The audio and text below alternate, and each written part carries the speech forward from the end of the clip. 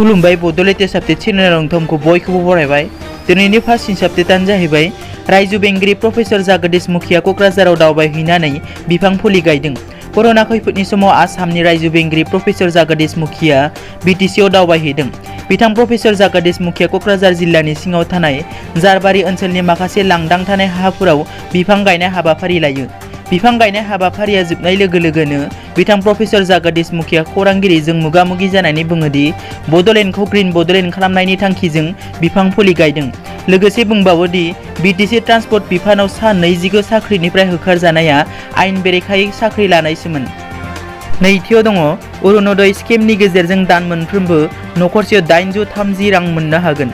मोनसे एसेम्बलि बियाबनि सिङाव गासै सा 15,000 सुबुंफोरा दान मोनफ्रोमबो राङारि अनसुंथाइ मोननो हागोन आरो जाय एसेम्बलि बियाबनि सिङाव 2 लाखनिख्रुइबो बारा सुबुं सानखौ भट होनो मोननाय सुबुंफोर दं बिथांमोननि बियाबनि सिङाव गासै 17,000 सुबुंफोरा खाबु मोननो हागोन। दानसेयाव गासै 830 रांखौ DBTनि हेफाजाबै थोंजोङै खाबु मोनगिरिनि बेंक एकाउन्टआव रांखौ सुनानै हरनाय जागोन। थामथियाव दङ कामरुप जिल्लायाव फिसाज्लाया गावनि बिमा-बिफाखौ बुनानै बुथारो। कामरुप जिल्लायाव मोनसे दुखुनांथाव जाथाया जालाङो। कामरुप जिल्ला कामारपुर पुलिस थानानि सिङाव थानाय बारमरायाव फिसाज्लाया गावनि बिमा-बिफाखौ बुनानै बुथारो। बुथारग्रा सुबुंखौ दीपेन काकति आरो बुथारजाग्रा बिफा 77 बोसोर बैसोनि देबारु काकति, बिमा 65 बोसोर बैसोनि बासनबाली काकति होनना सिनायथिनाय जादों।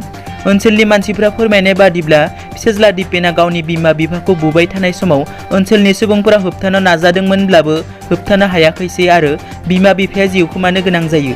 बे जाथायनि उनाव ओनसोलनि सुबुंफोरा पुलिस थानायाव खौरां हरो आरो पुलिसआ जाथायसालियाव फैनानै दायनिगिरिखौ खायो। ब्रैथियाव दङ सावस्रि मन्थ्रि डक्टर हिमन्त बिश्व शर्मा आरो तरुण गगैनि गेजेराव हाब्रु सारज्लायनाय। आथिखालाव राजखान्थि मुलुगाव सासे राजखान्थिगिरिया गुबुन सासे राजखान्थिगिरिखौ हाब्रु सारनायखौ नुनो मोनो।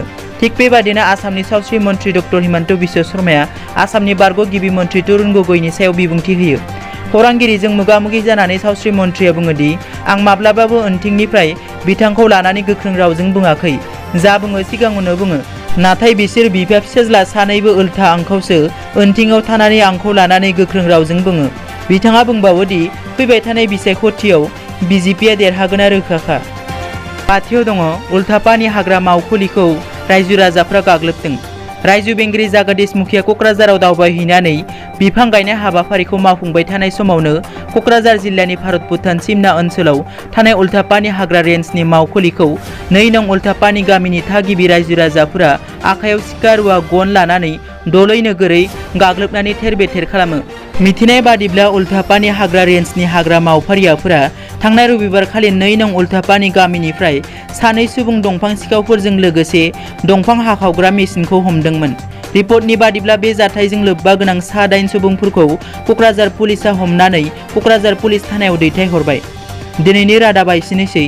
नोंथांमोना जुदि आंनि चेनेलखौ दासिमबो साबस्क्राइब खालामाखै अन्नानै साबस्क्राइब खालाम। गोजोन्थों।